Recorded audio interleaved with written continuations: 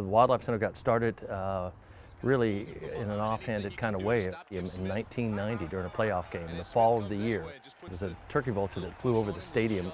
Camera focused on it and said, "Now the Eagles are soaring indeed." A local businessman, Barry Matthews, knew that I handled birds of prey.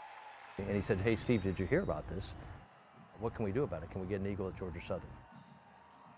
And that was really the genesis for building what you now see, 18 acres in the middle of a major university, fully devoted to environmental education. And as they say, the rest is history. A lot of people like to abbreviate it to Wildlife Center. We are the Center for Wildlife Education, and so what that means is that we like to teach the public. That's what we're here for. We host a number of native Georgia species.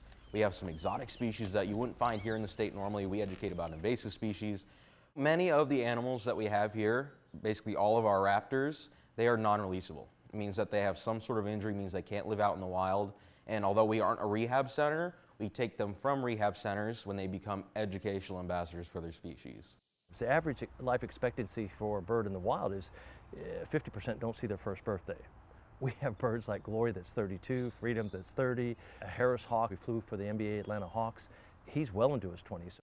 This is their way of life now. You get to live here and you don't have to worry about food, you don't have to worry about any sort of hunting, survival, and the trade-off is you just get people to look at you and learn about you. That's how it works. Vegetables, that's right. He's what we call an herbivore. Can we say herbivore? Very good. The purpose of the Wildlife Center, that is to bring man and nature together. There's only so much animals can do on their own, right? They can't talk. So it's really up to us connecting with the community. When the small kids come in with their parents are always so turned off by a snake or something like that. But then the kid lights up when they get to hold it. And then it changes not only the kids' opinions on snakes, but also the parents. You know, connecting people and nature is more than just the animals and the people. It's really about you having a conversation with somebody. Honestly, with integrity.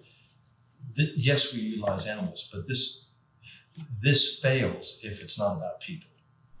People is what the center is, really. Without people, there would be no reason for us to be here. I mean, sure, you can have a place that has animals, but we are an education center. When people come in, we hope that they walk away learning something new, whether it be about animals, or about nature, or maybe they learn a bit about themselves too. That'd be a huge plus.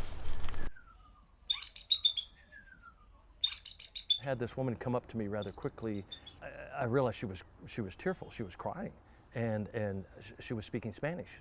And I turned to kind of greet her as she was coming in pretty hot, and she just kissed Freedom right on the shoulder.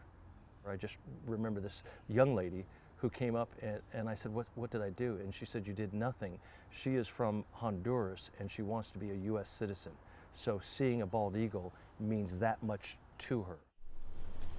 It's important because we are just as much of nature as a frog or a tree.